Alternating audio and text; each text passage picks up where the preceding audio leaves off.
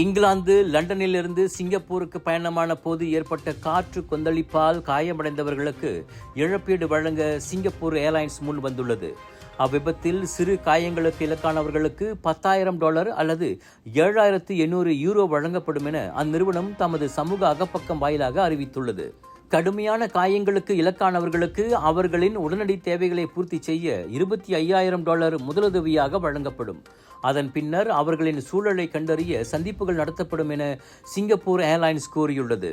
கடந்த மே மாதம் மியான்மர் வான்பகுதியில் பயணித்துக் கொண்டிருந்த SQ321 விமானம் திடீரென காற்று கொந்தளிப்பை எதிர்கொள்ள நேர்ந்ததால் தாய்லாந்தில் அவசரமாக தரையிறக்கப்பட்டது குறிப்பிடத்தக்கது.